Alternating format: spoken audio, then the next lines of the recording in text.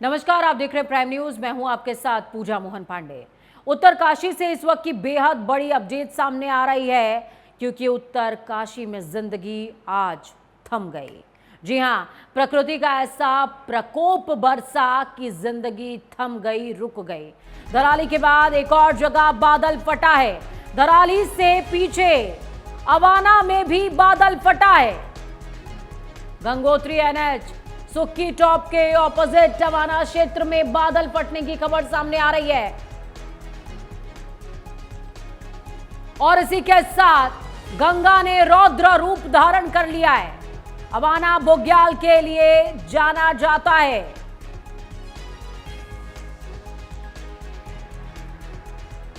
आपको बता दें, अवाना जिसे धौगाड़ के नाम से जाना जाता है, धौगाड़ में बादल फटने से गंगा नदी का जलस्तर बढ़ गया है। पूरे जिले में लगातार बारिश हो रही है। अत्यधिक वर्षा लगातार जारी है। आर्मी कैंप धराली से पीछे अवाना में भी बादल फटा है। तस्वीरें आपको दिखा रहे हैं, तस्वीरें देखिए। ये तस्वीरें जो अब सामने आई हैं, ये अवाना की। गंगा नदी ने इसी के साथ रौद्र रूप धारण कर लिया। हालांकि यहां पर हो सकता है कि जनहानि ना हुई हो, लेकिन आपको यह पता होना चाहिए कि जो खीर गंगा वाला पूरा क्षेत्र है, यहां पर ट्रैकिंग के लिए इस क्षेत्र को बहुत ज्यादा पसंद किया जाता है। तो संभवतः कुछ पर्यटक यहां पर हो सकते हैं। रेस्क्यू में सेना, एनडीआरएफ, एसडीआरएफ की सभी टुकड़ियां मौजूद हैं, जुटी हुई हैं।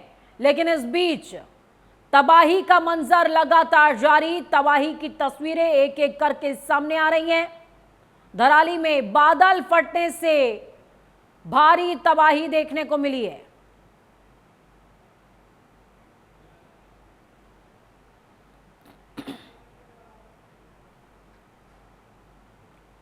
धराली के बाद अवाना में भी बादल फटा है। अवाना में बादल फटने से भारी तबाही की तस्वीरें, तबाही का मंजर वहां भी देखने को मिला। और इसी के साथ गंगा ने रौद्र रूप धारण कर लिया है।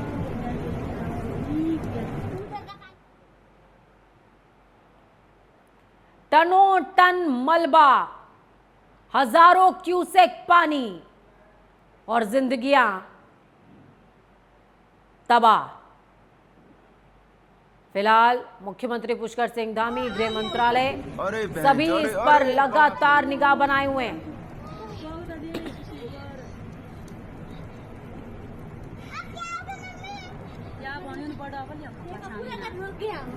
इस बात की पूरी पॉसिबिलिटी है कि जहां से ये वीडियो शूट किया गया है, वहां पर सड़क मार्ग पर लोग मौजूद हैं, खड़े हुए हैं।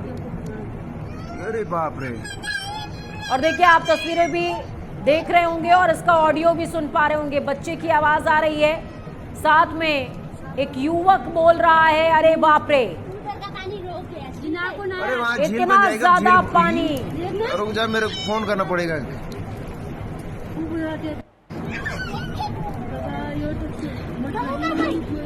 बादल फटने की ये घटना धराली के बाद अवाना में। अरे ये धराली की तस्वीर है। ये तस्वीर जो हम आपको दिखा रहे हैं, ये धराली की है, जहां पर कुछ ही सेकंड के अंदर 34 सेकंड काउंट बताया जा रहा है। 34 सेकंड में तबाही का मंजर, जलजला। और ये तस्वीरें, लोगों को जैसे ही भनक लगी कि कुछ बड़ा हो रहा है, कुछ घट रहा है, वैसे ही लोगों ने भागना शुरू किया। पर यह जलजला उनसे भी तेज था और उनको अपनी चपेट में ले बैठा है। बादल फटने की अभी सूचना आई है और बहुत तेज गति से मलबा आया है पानी के साथ। हमारा प्रयास है कि इस समय में सभी को जल्दी से जल्दी राहत के काम किए जाएं, बचाव के कार्य किए जाएं। जिला प्रशासन के लोग वहां पहुंच रहे हैं, साथ में हमारे सेना के लोग, एनडीआरएफ, एसडीआरएफ आपदा प्रबंधन विभाग लगातार कोशिश कर रहा है कि हमारी सर्वोच्च प्राथमिकता है कि सभी को इस समय राहत की जाए, सभी को बचाया जाए। अभी धराली में खीर घाट के ऊपर बादल फटने से धराली गांव के नीचे वाला पूरा हिस्सा और बहुत प्रलय का वहाँ पे जो है मंजर जो हुआ है, और तत्काल जो मुखबा वालों ने तत्काल जो है सूचना दी, और मैंने तत्काल जो है माननीय मुख्यमंत्री जी जो अभी त्रिपुरा में हैं उनको तत्काल सूचना दे दी है। जिलाधिकारी को इसके लिए अलर्ट कर दिया गया है। हमारी वहाँ पे जो हरसिल में आर्मी की टीम थी, आर्मी की टीम वहाँ पर पहुँच गई है, और एनडीआरएफ एसडीआरएफ की टीम भी मौके पे पहुँच रही है। बहुत बड़ी ऐसी दुर्घटना है। हम भगवान से इस समय जो है इस घड़ी में सबको मजबूती के साथ जो है पूरी टीम को वहाँ पे लगा दिया गया है, और जो हमारे गढ़वाल कमिश्नर उनसे भी बात हो चुकी है, चीफ सेक्रेटरी से बात हो चुकी है। तो तत्काल इसके लिए जो जिलाधिकारी द्वारा तत्काल पूरी टीमें वहाँ पे रवाना कर दी। खुद भी जो है जिलाधिकारी मौके पे पहुँच रहे हैं, और जो हमारे आर्मी की टीम है वो मौके पे पहुँच गई है। और मैं क्योंकि देहरादून था, मैं भी यहाँ से देहरादून से चल गया। ये बहुत बड़ी ऐसी घटना है, और हम भगवान से प्रार्थना करते हैं कि जो है सबको इस समय जो इस आपदा की घड़ी में सबको मजबूती से खड़ा होकर इस आपदा से लोगों को बचाना है।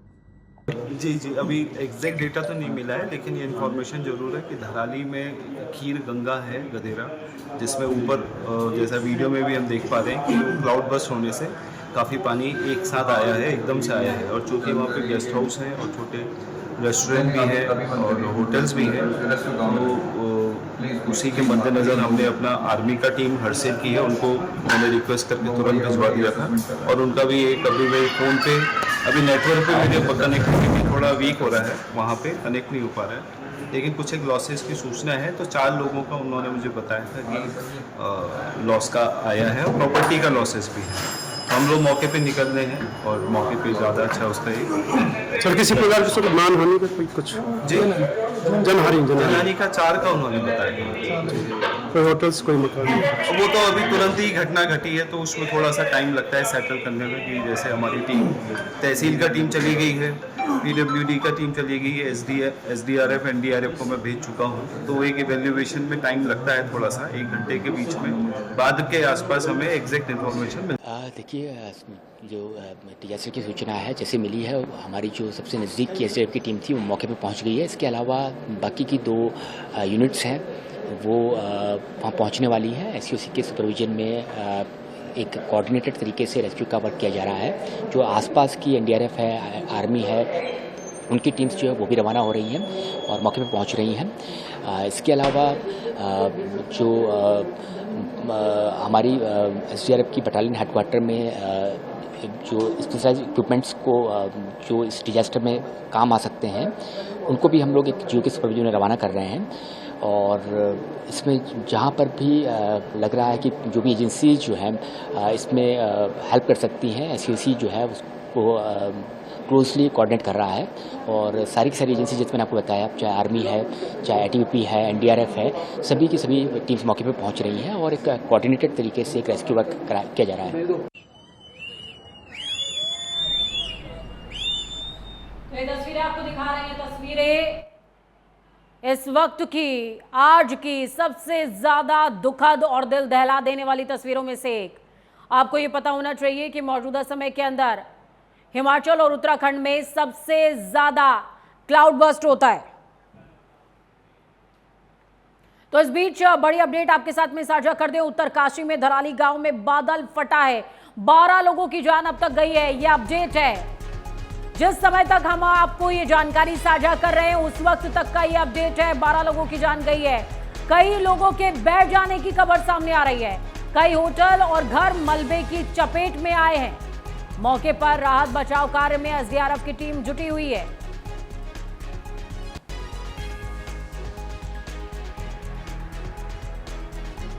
तो बड़ी अपडेट आपके साथ साझा कर रहे हैं। 12 लोगों की जान गई है, ये अभी तक का अपडेट है।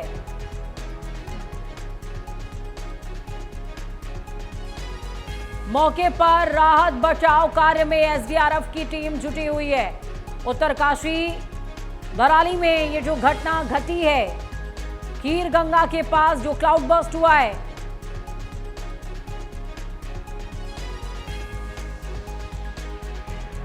उसके बाद राहत बचाव कार्य में एसडीआरएफ की टीमें जुटी हुई। जो इस समय खबर सामने आ रही है, 12 लोगों की जनहानि हुई है।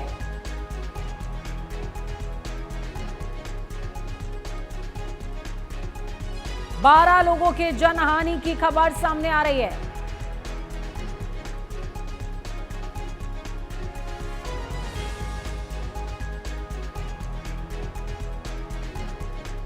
कई लोग मलबे में दबे हो सकते हैं, कई लोग बह गए हैं, कई जो होटल में मौजूद थे वो भी लापता बताए जा रहे हैं। तस्वीरें देखिए, ये तस्वीरें जिसमें मलबा ही मलबा है और इस मलबे में घर दब गए हैं।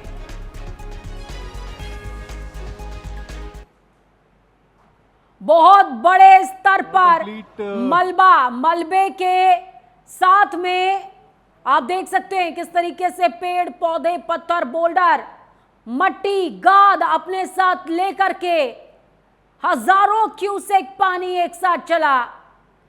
और ये तस्वीर जिसमें आपको नजर आएगा कि किस तरीके से देखते ही देखते 2 मिनट के अंदर बस्ती जमींदोज हो गई है। चलिए सीधे ग्राउंड जीरो का रुख करते हैं। रजनीश दीक्षित संवाददाता सहयोगी ग्राउंड से लाइव जुड़ गए हमारे साथ में। रजनीश, मैं आपसे समझना चाहूंगी, ये घटना जिस तरीके से घटित हुई है, सभी के कह सकते हैं कि आत्मा को झकझोर दिया है इस घटना ने।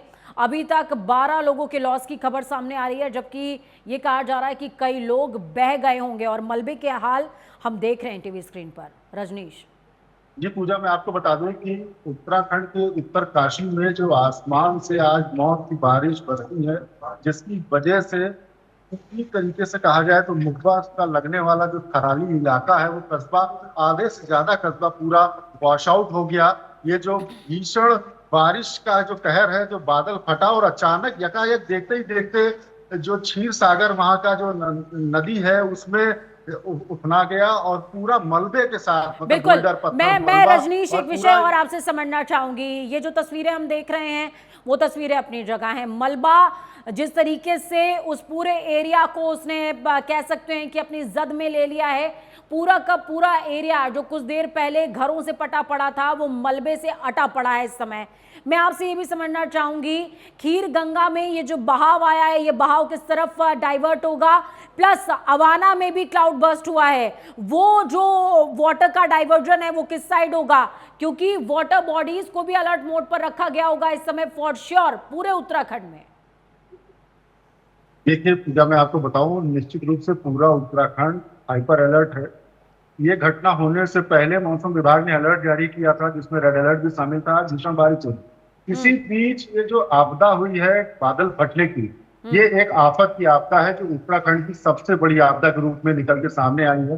जो तस्वीरें हैं वो विचलित कर देने वाली हैं। पलक झपकते ही इतनी भीषण तरीके से जल भराव हुआ और मलबे के साथ पूरा ये जो थराली कस्बा है ये बिल्कुल जमींदोज हो गया।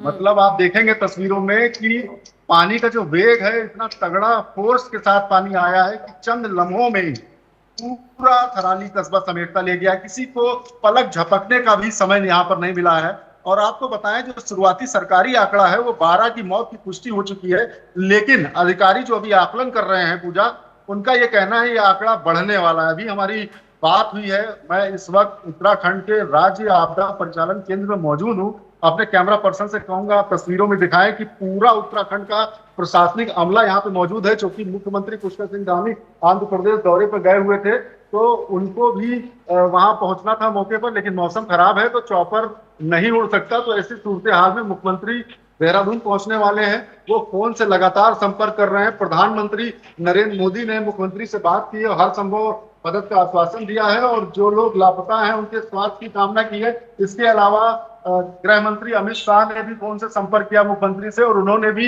इस बड़ी आपदा में एनडीआरएफ एसडीआरएफ की जो भी केंद्र की मदद है वो राज्य को दी जाएगी। आपको बता दें कि राज्य के आपदा प्रबंधन विभाग ने आर्मी से MI-17 और चिनूक हेलीकॉप्टर की मांग की है, वो मांग भी मान ली गई है। थोड़ी देर में आर्मी के ये जो हेलीकॉप्टर्स हैं ये भी रेस्क्यू में जुटेंगे, लेकिन चूंकि मौसम लगातार चुनौती बना हुआ है, आपको बताएं जो सड़क मार्ग है इस थराली जगह पहुंचने का वो कई जगह बाधित है।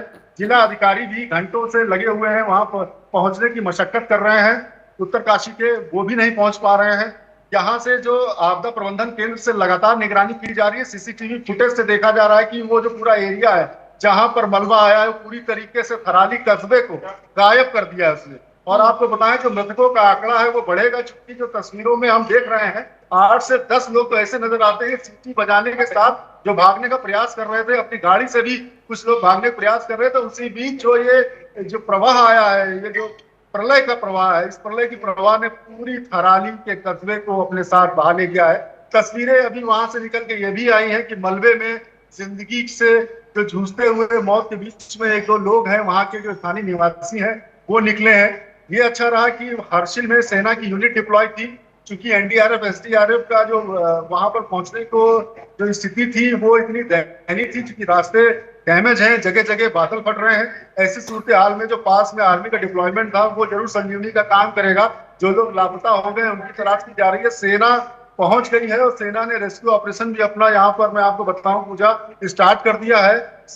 भारतीय सेना के जाबाज जवानों ने 3 से 4 ग्रामीणों को रेस्क्यू भी किया है। कई की हालत गंभीर बनी हुई है, जो सेना के बेस अस्पताल में उनको एडमिट कराया गया है। इसके अलावा जो तस्वीर है एक वहीं पर एक जगह और बादल फटता है थराली के पास में ही, वहां पे आर्मी का कैंप था। देखिए दो विषय हैं। पहला जो घटना घट गई है उस घटना में घट जाने के बाद जो उसके शिकार हुए हैं उनको कैसे रेस्क्यू किया जाए, और दूसरा अब आगे ये घटना और ज्यादा वृहद विस्तार ना ले उसके लिए प्रिकॉशंस क्या कुछ अपनाए जा रहे हैं ये भी हमें समझना जरूरी होगा, क्योंकि हम देख पा रहे हैं धराली का ये जो पूरा क्षेत्र है मलबे की जद में है, मलबे में तब्दील हो चुका है। कुछ समय पहले ये जो रिहायशी इलाका था यह प्लेन एरिया नजर आ रहा है, कई घरों के अंदर मलबा जो है इकट्ठा हो गया है। तो ये तय बात है कि जो आवागमन के मार्ग हैं वो भी बाधित हुए होंगे। अब जो लोग रेस्क्यू किए जा रहे हैं वो किस एरिया से जो है रेस्क्यू किए जाएंगे, कैसे ऑल्टरनेटिव रास्ता बनाया जाएगा, प्लस गंगा का प्रवाह, मैं बार बार कह रही हूं गंगा का प्रवाह, गंगा के आसपास रह रहे लोग उनको कैसे अलर्ट मोड पर लाया जा रहा है ये भी एक्सप्लेन कीजिएगा प्लीज। देखिए पूजा, मैं आपको बताऊं कि उत्तराखंड में मौसम विभाग ने अलर्ट जारी किया था, जिसके बाद 4 जनपदों में अब स्कूल बंद कर दिए गए थे। इसके साथ ही जिसमें उत्तरकाशी जनपद भी शामिल है और आंगनबाड़ी केंद्र भी बंद किए गए थे। आपको बताएंगे जो नेचुरल क्लैमिटी आई है, बादल फटने से जो आपदा आई है, इस आपदा का कोई पूर्वानुमान नहीं था, बस ये था कि भारी से भारी बारिश हो सकती है। तो कुल मिलाकर उस अलर्ट के तहत जो आपदा प्रबंधन विभाग है उसने मैसेज भेजे थे, स्थानीय प्रशासन को अलर्ट रहने के निर्देश दिए गए थे। और मुख्यमंत्री पुष्कर सिंह धामी ने खुद कल मॉर्निंग में मीटिंग की थी और कहा था कि अभी जो 2-3 दिन मौसम खराब रहने वाला है, जो मौसम विभाग का कहना, तो स्थानीय प्रशासन लोकल लेवल पर अलर्ट रहे और वो ग्राउंड जीरो पर जाके चीजों की निगरानी करे कि जो नदी के आसपास रहने वाले लोग हैं, चाहे वो माँ गंगा हो, अलकनंदा हो, भगीरथी हो। आपको बताएं कि हरिद्वार में आज सुबह हम लोग खबर भी चला रहे थे कि गंगा का जलस्तर खतरे के निशान को छू चुका था। उसके बाद स्थानीय प्रशासन ने वहां पर जाकर अनाउंस किया कि जो तटवर्ती इलाके में रहने वाले लोग हैं वो रास्ते वो इलाका खाली कर दें, इवैक्यूएट कर दिया जाए। वायरलेस से सूचना भी दी जा रही थी, अनाउंसमेंट पब्लिक प्लेस पर जाके पुलिस प्रशासन द्वारा किया जा रहा था। इसी बीच उत्तरकाशी में जो ये आपदा आ गई है, जो बादल फटा है, मौत का सैलाब आया है, ये अपने साथ कई उम्मीदों को भी बहा के ले गया है। जो तस्वीरें हैं हम आपको बताएं, जो रेस्क्यू ऑपरेशन है काफी लंबा होने वाला है, क्योंकि वजह यह है कि जो नीचे इमारतें हैं, जो मलबा पीछे से आ रहा था उनके साथ पत्थर आ रहा था, बुल्डर्स आ रहे थे, और पानी का वेग इतना जबरदस्त था कि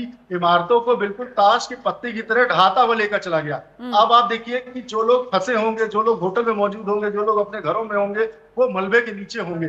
तो ऐसे में अब तकनीकी का सहारा लेना पड़ेगा, आधुनिक तकनीक का प्रयोग करना पड़ेगा, ताकि जो जीवित लोग हैं उनको किस तरह रेस्क्यू किया जाए। जो लोग पानी के साथ बह गए उसमें से कुछ लोगों को रेस्क्यू किया गया। जहां तक उसकी जो झीर गंगा का जलस्तर जाता है वहां पे जो एनडीआरएफ एसडीआरएफ के साथ साथ जो जल पुलिस है उसको भी लगाया जाएगा। तो बड़े व्यापक स्तर पर कई मोर्चों पर ये रेस्क्यू ऑपरेशन चलाया जाएगा।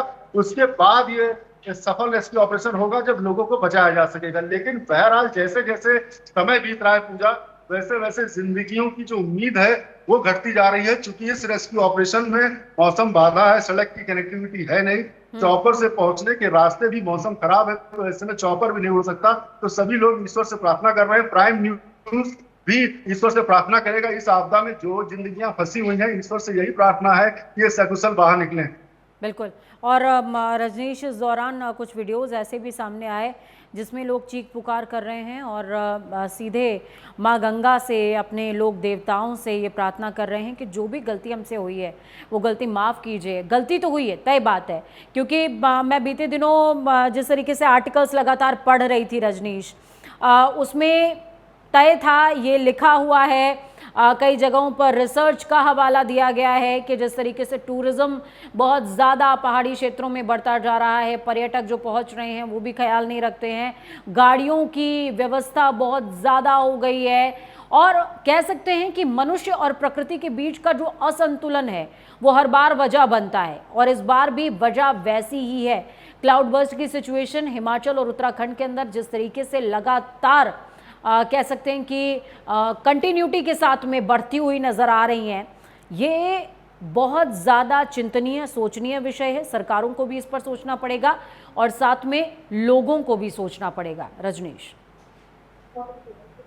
पूजा मैं आपको बताऊं कि ये जो प्रश्न है बहुत व्यवहारिक प्रश्न है। हर बार पहाड़ों से प्रश्न उठता है कि आखिर विकास के नाम पर जो पर्यावरण है उसको क्यों नुकसान पहुंचाया जा रहा है। विकास जरूरी है लेकिन पर्यावरण संरक्षण भी बहुत जरूरी है। इसको लेकर हम बताएं, भौगोलिक स्थिति उत्तराखंड की समझनी होगी। यहाँ के जो पहाड़ है पूजा काफी फ्रेजाइल है। यहाँ पे भुरभुरे पहाड़ है, जब वहाँ पे खुदाई होती है तो अचानक से मलबा गिर जाता है। चट्टाने जो है वो मजबूत नहीं है, फ्रेजाइल माउंटेन की वैली है पूरा ये उत्तराखंड। अब ऐसे में जो विकास कार्य की योजनाएं हैं, जो डेवलपमेंट के प्रोजेक्ट हैं, जैसे टनल के जरिए काफी बड़ी रेल लाइन पहुंचाई जा रही है। इसके अलावा उत्तरकाशी में ही जो ये जनपद है जहां ये क्लाउड बर्स्ट हुआ है, सिलक्यारा टनल हादसा हुआ था, जिसकी वजह से 41 मजदूर उसमें फंसे रहे, तो देश का सबसे लंबा रेस्क्यू ऑपरेशन पूजा यहाँ पे चला था। अब चूंकि हर बार ये कहा जाता है, इस चीज को लेकर कमिटमेंट करते हैं कि इकोलॉजी और इकोनॉमी और दोनों के साथ समन्वय बनाने का प्रयास कर रहे हैं। लेकिन जो पर्यावरणविद हैं, चाहे वैज्ञानिक हो, वो हर बार इस विषय को आड़े हाथों लेते हैं कि पहाड़ों में बेतरतीब विकास जो किया जा रहा है उससे पहाड़ों को नुकसान पहुंच रहा है, और ये वो नुकसान है जो पेड़ों की कटाई होती है, मिट्टी कमजोर होती है। तो ऐसे में जब नेचुरल क्लैमिटी आती है तो वो भयावह रूप ले लेती है। तो ये एक चुनौती है जिस पर वैज्ञानिक दृष्टिकोण के साथ विकास को आगे बढ़ाने की बात है। हालांकि इस पर कई बार चर्चा हुई, कई सरकारों ने दावा किया और कई आरोप प्रत्यारोप लगते रहे, लेकिन विकास के नाम पर ये सारी चीजें दरकिनार कर दी जाती है। लेकिन पूजा जब जब इस तरीके की आपदा होती है तब चर्चाओं का बाजार गर्म होता है। पूरे देश से लेकर सभी लोग चर्चा करते हैं कि आखिर पहाड़ों में जो विकास की बली में जो चढ़ रहा है पर्यावरण संरक्षण, इस पे अंकुश लगना चाहिए। ठीक है रजनीश, आप हमारे साथ बने रहिए। इस बीच तमाम दर्शकों को एक बार वो तस्वीरें दिखाएंगे, वो विजुअल्स दिखाएंगे जिसके ज़रिए आप समझ पाएंगे कि आखिरकार ये आपदा इतनी बड़ी कैसे और क्यों है। ये तस्वीरें भयावह हैं, ये तस्वीरें डराने वाली हैं, और नुकसान का आकलन आप छोड़ दीजिए, नुकसान का आकलन अगर आप करने बैठेंगे तो शायद आपकी आत्मा शरीर छोड़कर बाहर खड़ी हो जाए। रेस्क्यू में सेना, एनडीआरएफ, एसडीआरएफ की टीमें लगातार जुटी हुई हैं। लोगों को रेस्क्यू करने की जो प्रक्रिया है वो लगातार चलाई जा रही है। फिलहाल मलबा इतना ज़्यादा कि पूरा का पूरा रिहायशी क्षेत्र प्लेन एरिया में तब्दील हो चुका है। मकान चल गया यार।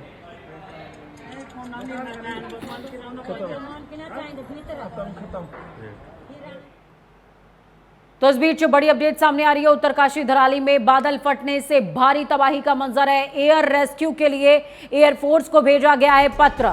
MI-17 और चिनूक हेलीकॉप्टर से रेस्क्यू की तैयारी है।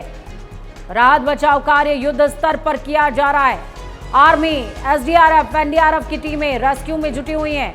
आर्मी की आईबैक्स ब्रिगेड भी राहत बचाव कार्य में जुटेगी।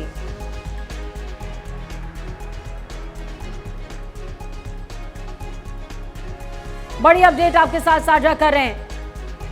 एनडीआरएफ की 3, एसडीआरएफ की 4 टुकड़ियां लगातार ग्राउंड पर मौजूद हैं, रेस्क्यू कर रही हैं। युद्ध स्तर पर राहत बचाव कार्य किया जा रहा है। आर्मी की आईबैक्स टुकड़ी भी रेस्क्यू में जुटेगी। तस्वीरें देखिए, ये तस्वीरें डरा देंगी आपको।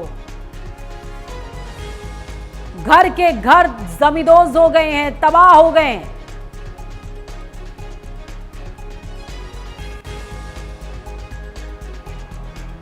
हर तरफ सिर्फ और सिर्फ मलबा ही मलबा नजर आ रहा है। देखिए तस्वीरें आपको दिखा रही हैं, 6 तस्वीरें जिसमें आपको नजर आएगा कि किस तरीके से पानी का वेग बढ़ता हुआ। दूसरी तस्वीर देखिए, दूसरी तस्वीर में आपको नजर आएगा कि किस तरीके से जैसे ही क्लाउड बर्स्ट की सिचुएशन हुई, हजारों क्यूसेक पानी आगे बढ़ते हुए, ये बिल्कुल उस तरह से है जैसे अचानक से बाढ़ का जो जलजला है वो देखने को मिले। कहीं डैम का गेट खुल जाए या टूट जाए तो अचानक से जिस तरीके से अनकंट्रोल्ड पानी आगे बढ़ता है। पानी की तासीर सिर्फ एक है कि वो रास्ता बनाती है और आगे बहता है, रास्ता बनाता है, आगे बहता है, और फिर चाहे वो जलजला हो या फिर लोगों के लिए मुसीबत, पानी को फर्क नहीं पड़ता। इसीलिए प्राकृतिक आपदा कहा जाता है। लेकिन हमें यह भी इसके साथ सोचना होगा कि क्या इस आपदा के लिए सिर्फ और सिर्फ प्रकृति जिम्मेदार है या कुछ हिस्सेदारी हमारी भी है।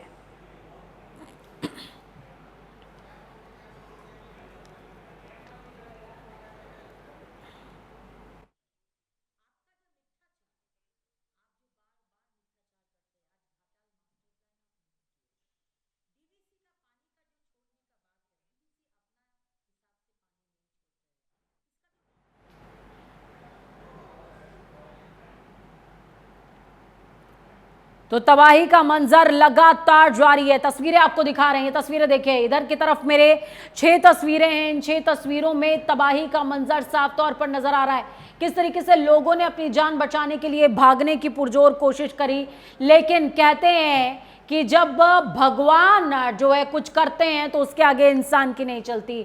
ठीक वैसा ही मंजर है। देखिए, लोग भागने की कोशिश करते हुए, अपने आप को बचाने की कोशिश करते हुए, उस एरिया से निकलने की कोशिश करते हुए, लेकिन जैसे लग रहा है कि कोई पिक्चर का कोई सीन है जिसमें पानी आता है और सब कुछ अपने साथ लेकर आगे बढ़ जाता है। ये जो तस्वीर आप देख पाएंगे, इस तस्वीर में आपको एक तरीके का धुंधला स्पॉट नजर आएगा, लेकिन असल में ये धुंधला स्पॉट नहीं, बल्कि यही एक बड़ी वजह है इस क्लाउड बर्स्ट की। क्लाउड बर्स्ट की सिचुएशन कैसे होती है उसके लिए आपको ये समझना पड़ेगा कि किसी एक जगह पर जब बहुत ज्यादा बादल इकट्ठा हो जाते हैं, आपस में घर्षण करते हैं और बूंदों का जो कह सकते हैं आकार है वो इतना ज्यादा बड़ा हो जाता है कि बादल होल्ड नहीं कर पाते और अचानक से क्लाउड बर्स्ट होता है।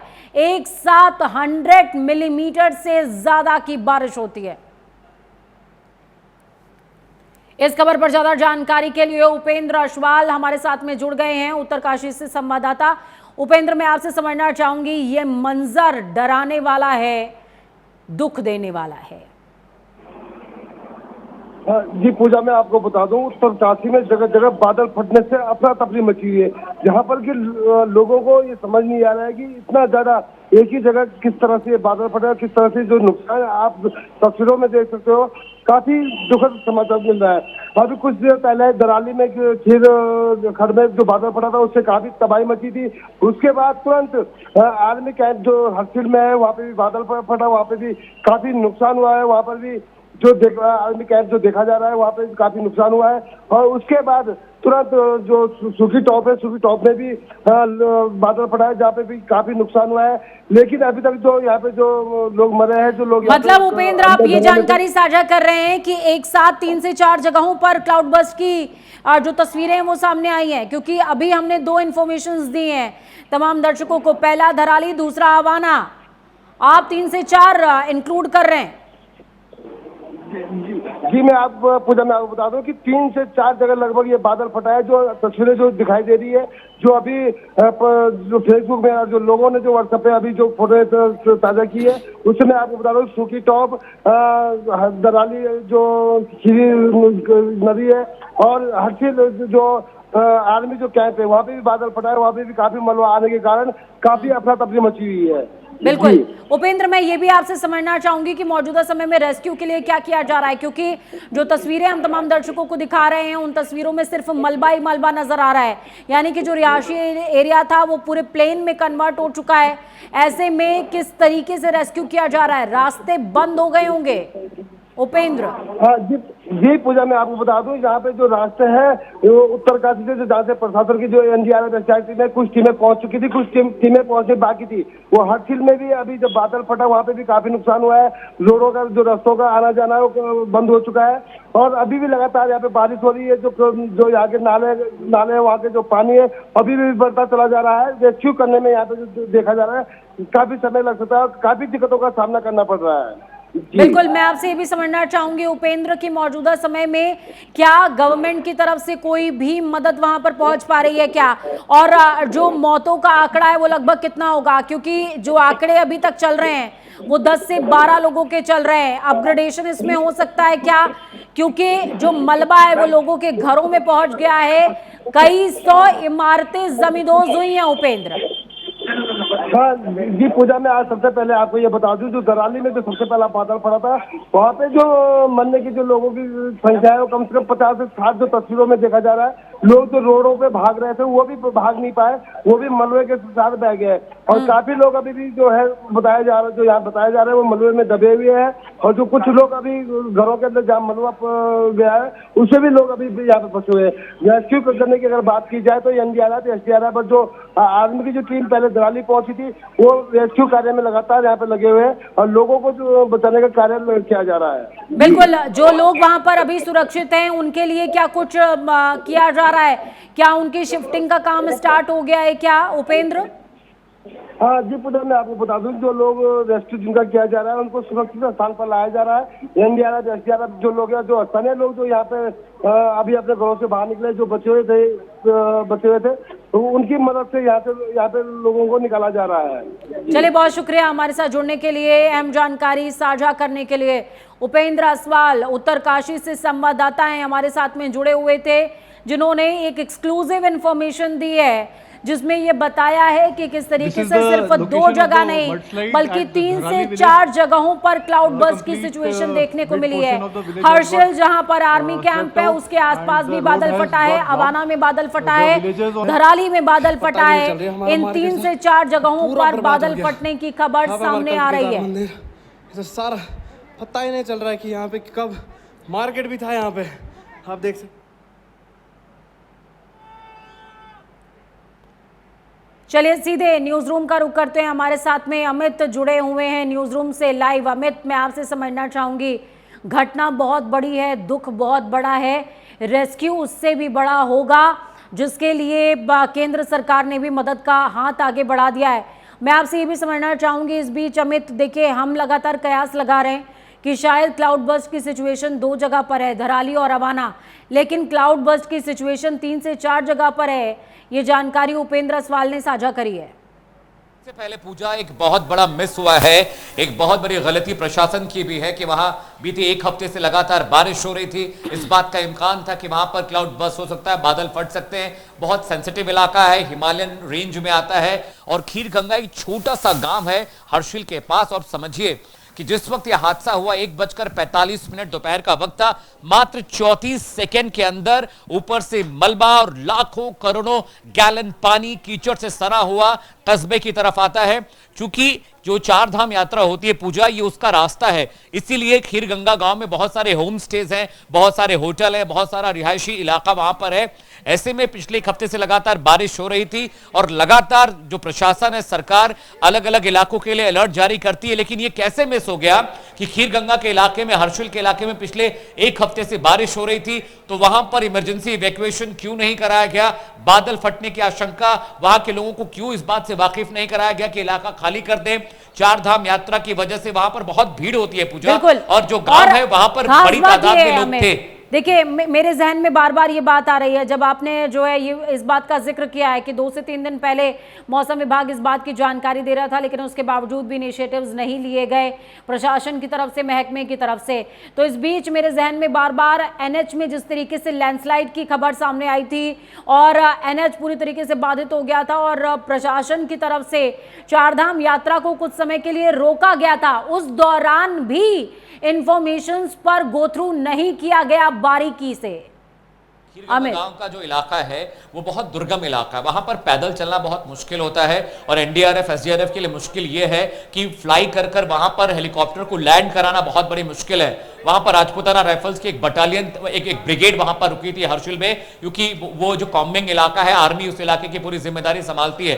तो इस वजह से जो थोड़ा बहुत रेस्क्यू ऑपरेशन इनिशियली हो पाया वो सेना की वजह से हुआ। हालांकि एसडीआरएफ की टीम वहां पर पहुंच चुकी है, सेना भी वहां पर पहुंची हुई है, मुख्यमंत्री लगातार पूरे मामले की मॉनिटरिंग कर रहे हैं। लेकिन समझिए बारिश होती है, रात को वहां पर टेंपरेचर -1 तक पहुंचता है, तो रात में ठंड बहुत ज्यादा होती है, दिन में बारिश लगातार हो रही है। ऐसे में एसडीआरएफ के हेलीकॉप्टर को फ्लाई कर कर उतने हाई एल्टीट्यूड पे समुद्र के तल से ऊंचाई करीब 2700-2800 मीटर है, ऐसे में वहां पर फ्लाई करके रेस्क्यू करने के लिए पहुंचना ये बहुत टेढ़ी खीर है। और एसडीआरएफ के जो तमाम अधिकारी एनडीआरएफ के कह रहे हैं कि देखिए हम रेस्क्यू ऑपरेशन में लग तो गए हैं, लेकिन वहां पर इवैक्यूएशन कराना बहुत मुश्किल है। समझिए वो खीरगंगा गांव में कम से कम 500-700 लोगों की आबादी है वहां पर। इसके अलावा जो टूरिस्ट वहां पहुंचे थे पूजा, वो भी वहां पर स्टे कर रहे थे। तो मुझे जो अंदाजा है 1000-1200 लगातार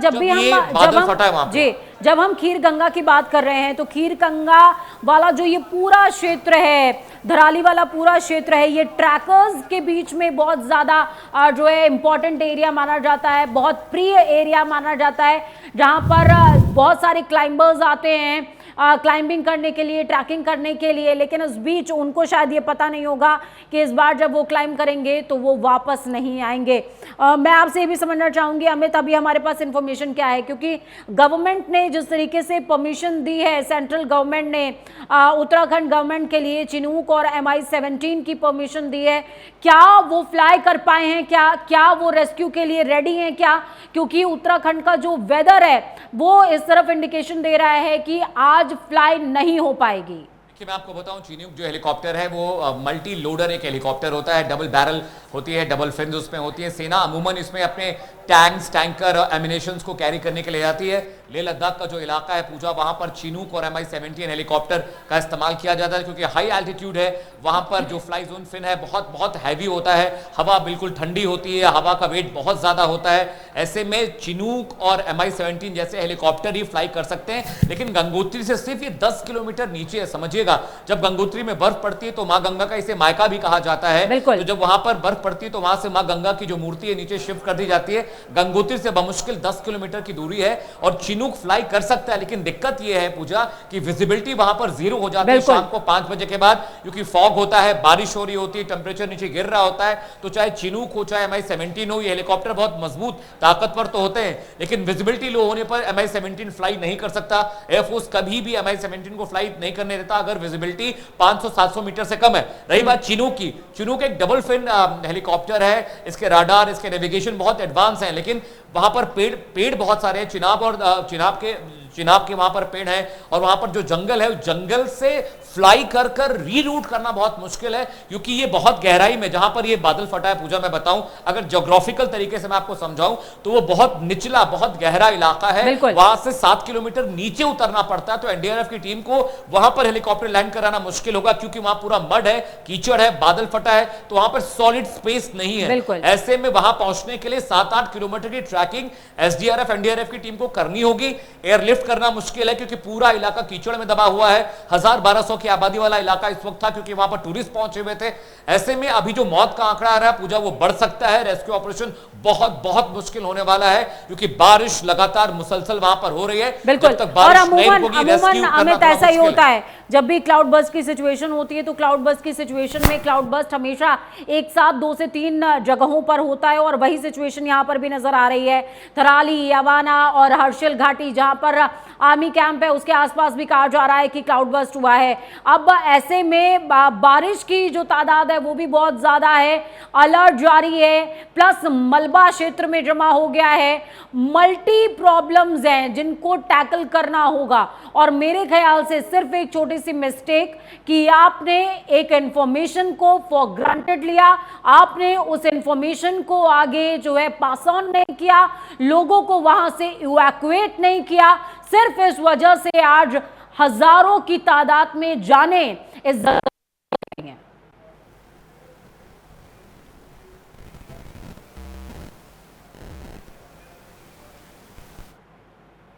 अमित किटाप का इलाका है जहां पर क्लाउड बस्ट की खबर आई है, यानी वहां से भी पानी और मलबा बड़ी तादाद में धराली की तरफ बढ़ा है। अब समझिए कि अलर्ट अलग अलग इलाकों के लिए मौसम विभाग ने जारी किया था, पूरे उत्तराखंड के लिए, पूरे हिमाचल के लिए, इन तमाम पहाड़ी इलाकों में क्लाउड बस्ट की आशंका थी। लेकिन बड़ा सवाल यह है कि जब ताकीद की गई, जब जानकारी साझा की गई थी, तो वहां पर टूरिस्ट कैसे पहुंचे, टूरिस्ट वहां पर स्टे कैसे कर रहे थे, गांव के लोगों को इवैक्यूएट क्यों नहीं किया गया? क्योंकि देखिए बादल जब फटना होता है तो एक कंडेंस, एक डेंस इलाका बनना, फॉर्म होना शुरू होता है। जब बहुत सारे बादल टकराते हैं पहाड़ से तो वहां पर वो स्लाइड्स होते हैं, वहां पर एक साथ हजारों लाखों गैलन पानी एक साथ गिरता है। ऐसे में वो इलाका बहुत सेंसिटिव है, ऐसा नहीं कि वो इलाका बहुत सुरक्षित है। वो हिमालय रेंज में पड़ता है, गंगोत्री के पास का इलाका है, तो वो इलाका कभी भी सुरक्षित नहीं रहा। लेकिन चूंकि चार धाम यात्रा वहां से होकर जाती है, इसलिए सरकार ने वहां पर तमाम बंदोबस्त किए। लेकिन बहुत मुश्किल ये भी है पूजा कि जब मौसम विभाग ने येलो और ऑरेंज अलर्ट जारी किया था उन इलाकों के लिए, ऐसे में वहां पर क्यों नहीं सावधानी बरती गई, क्यों नहीं टूरिस्ट को वहां से इवैक्यूएट कराया गया, गांव के लोगों से क्यों नहीं कहा गया कि वो ऊंचाई वाले इलाकों में चले जाएं? देखिए जब क्लाउड बस्ट होता है पूजा, मैं थोड़ा समझाना चाहता हूं, जब कीचड़ और पानी एक साथ जंगल में गिरता है तो जो पेड़ है वो रॉकेट की तरह नीचे आते हैं। बिल्कुल, पेड़ उखड़ते हैं, वो रॉकेट की रफ्तार से नीचे आते हैं, उनके रास्ते में फिर कुछ भी पड़े। और वहां पर जो देवदार के पेड़ है उन्हें कहा जाता है कि वो लोहे से भी ज्यादा कठोर और मजबूत होते हैं। तो ये सारे पेड़ जो है ये रॉकेट की तरह कस्बे में आते हैं और जो कस्बा इलाका है, रिहायशी इलाके में पहुंचते हैं। फिर कोई घर हो, क्योंकि पहाड़ों में अमूमन घर जो होते हैं वो लकड़ी के, मिट्टी के और पत्थरों से मिलकर बनाए जाते हैं। आप तस्वीरें देखिए जो हम लगातार दर्शकों को पिछले कुछ घंटों से दिखा रहे हैं कि मड किस तरह से पूरे के पूरे होटल, घर, रिहायशी इलाकों को अपनी जद में लेकर आगे बढ़ रहा है। यानी पहाड़ों में जो घर बनते हैं वो हमारे मैदानी इलाकों की तरह घर नहीं बनते हैं, और क्योंकि वहां बर्फ पड़ती है तो उनकी जो छतें होती है उनको हल्का रखा जाता है, क्योंकि बर्फ पड़ने पर वो छतें धंस जाती है, बहुत हल्के घर बनते हैं। और इस तरह के फ्लड में, इस तरह के क्लाउड बस्ट में उनका बचना बहुत मुश्किल है। मरने वालों की तादाद बढ़ सकती है। हमारे सूत्र बता रहे हैं 1000 के आसपास लोग उस वक्त उस इलाके में थे।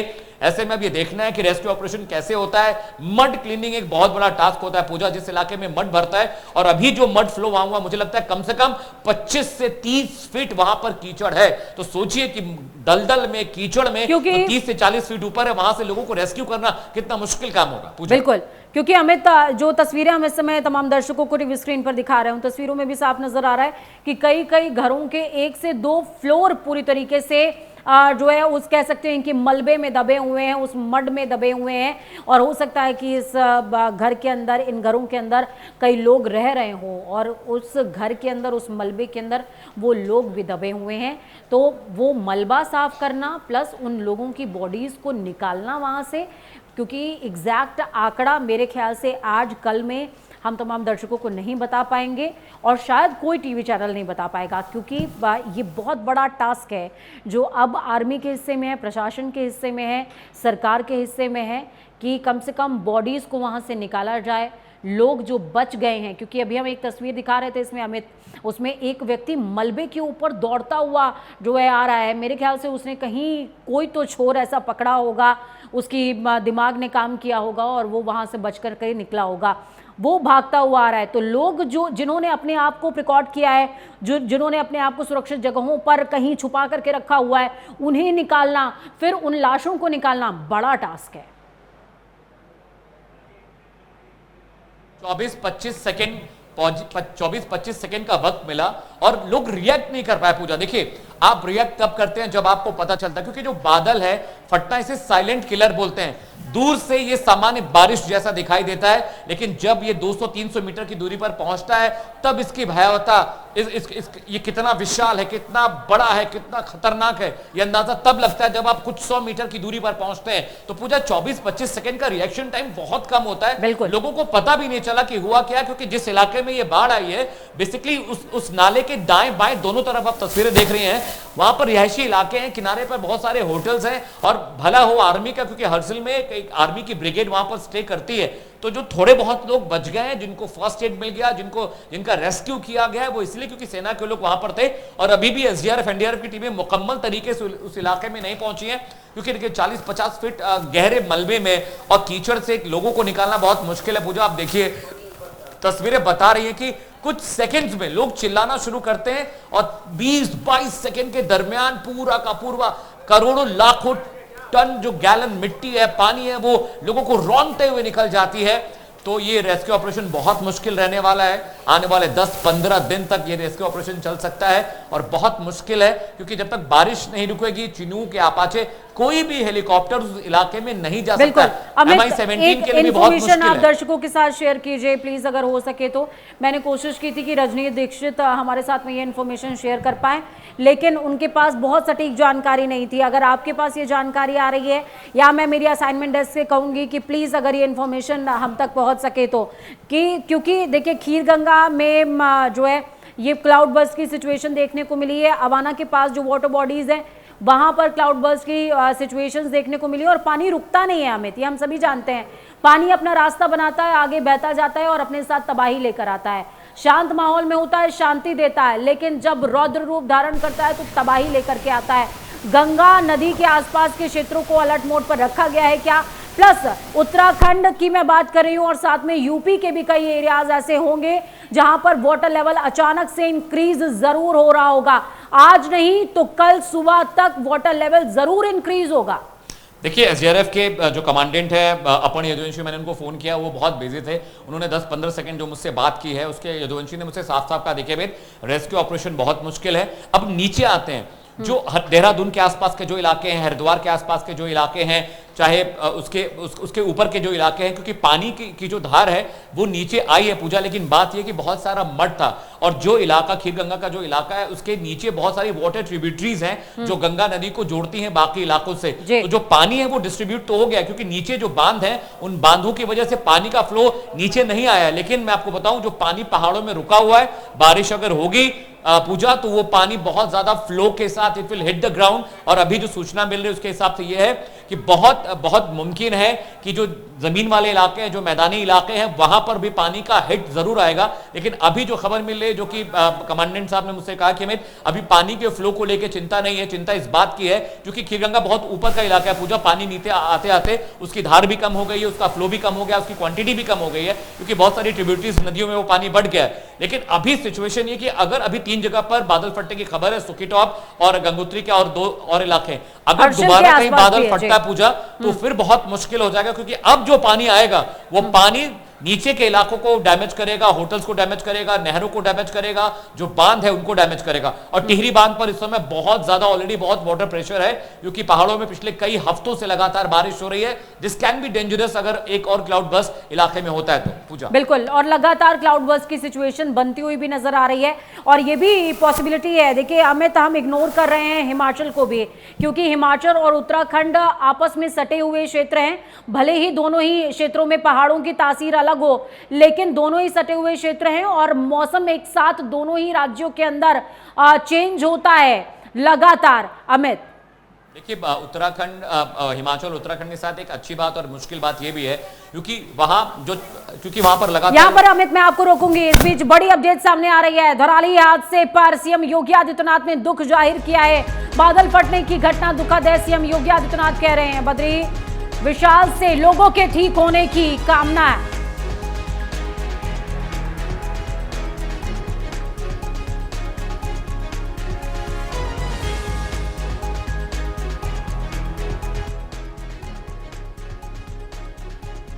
राहुल गांधी ने भी एक्सपर्ट ट्वीट किया है। बड़ी अपडेट आपके साथ साझा कर रहे हैं, बड़ी खबर है। कांग्रेस नेता राहुल गांधी ने एक्स पर ट्वीट किया, पोस्ट किया, धराली में बादल फटने की खबर दुखद है, तबाही से कई लोगों की मौत हुई है, ये चिंताजनक है, कई लोगों के लापता होने की खबर बेहद दुखद है, प्रभावित परिवारों के प्रति गहरी संवेदनाएं। राहुल लापता लोगों के जल्द से जल्द मिलने की आशा करता हूं, ये कहते हुए नजर आ रहे हैं। तो लगातार इस तरह की प्रतिक्रियाएं सामने आनी शुरू हो चुकी हैं। उत्तराखंड के धराली में बादल फटने से आई भारी तबाही के कारण कई लोगों की मौत हो गई है, कई अन्य के लापता होने की खबर बेहद दुखद और चिंताजनक है। ये प्रभावित परिवारों के प्रति गहरी संवेदनाएं मैं व्यक्त करता हूं और लापता होने के जल्द से जल्द मिलने की आशा भी करता हूं। इस बीच धराली हादसे पर सीएम योगी आदित्यनाथ ने भी दुख जाहिर किया। उन्होंने बादल फटने की घटना को दुखद बताया है और कहा है, बद्री विशाल नाथ से मैं लोगों के ठीक होने की कामना करता हूं।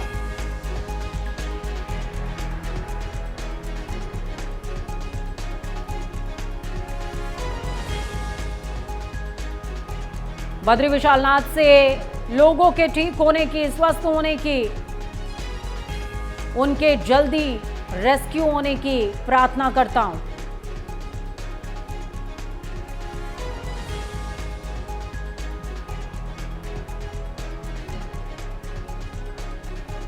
योगी आदित्यनाथ जो कि उत्तराखंड से ताल्लुक रखते हैं, भले ही उत्तर प्रदेश के मुख्यमंत्री हैं, उत्तराखंड की इस त्रासदी पर दुख जाहिर किया है, दुख व्यक्त किया है।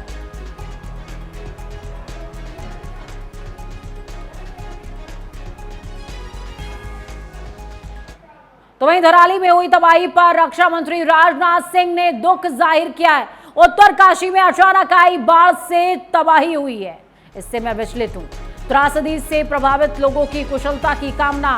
केंद्र और राज्य सरकार मिलकर काम कर रही है। सरकार बहुमूल्य जीवन बचाने के लिए हर संभव कदम उठा रही है।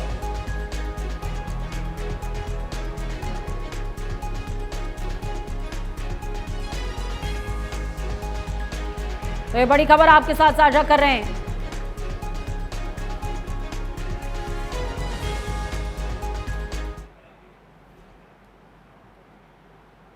गढ़वाल मंडल कमिश्नर की बाइट सुनेंगे। विनय शंकर पांडे क्या कुछ कह रहे हैं वो आपको सुनना चाहिए, वो बयान बहुत मायने रखता है, सुनिए। देखिए, ये उत्तरकाशी की जो घटना हर्षिल वाली हुई थी, उसके बाद हमारा इसी रोड पर एक सुक्खी टॉप पड़ता है, वहाँ भी एक क्लाउड बर्स्ट की खबर आई है। हालांकि वहाँ से कोई ऐसी जानमाल की क्षति की सूचना नहीं है, लेकिन इसका नुकसान ये है कि बारिश काफ़ी तेज है और जो पानी है उसका जलस्तर बढ़ रहा है। तो हर तरह से हालात पर निगाह रखी जा रही है और प्राथमिकता वही है कि लोगों को सुरक्षित स्थानों पर पहुंचाया जाए और हमारी आर्मी, एनडीआरएफ, एसडीआरएफ की टीमें वहां लगातार लगी हुई हैं। स्थानीय लोग की मदद से लोगों का रेस्क्यू किया जा रहा है। मैदानी भाग है उनको भी अलर्ट पे रखा हुआ है निश्चित रूप से, क्योंकि आप भी देख रहे हैं बारिश लगातार चल रही है और पिछले 3 दिनों से ऑरेंज अलर्ट था। तो ऐसी स्थिति में पहले से ही हम लोगों ने लोगों को अलर्ट मोड पे रखा है, वो लगातार हमारा चल रहा है और लोगों के अनाउंसमेंट के माध्यम से बताया जा रहा है कि नदी के किनारे जलस्तर बढ़ने की स्थिति में वो पहले से ही सुरक्षित स्थानों पर चले जाएं। जो हमारा आम पब्लिक के हैं, वहाँ के निवासी हैं और जो पशु हैं उनको भी सुरक्षित स्थानों पर रखने के लिए उनके शेल्टर होम्स भी और उनके जो आश्रय स्थल हैं वो पहले से ही आइडेंटिफाइड हैं, वहाँ सारी समुचित व्यवस्थाएं हैं। तो उनसे लगातार ये रिक्वेस्ट की जा रही है और उनको अवगत कराया जाए।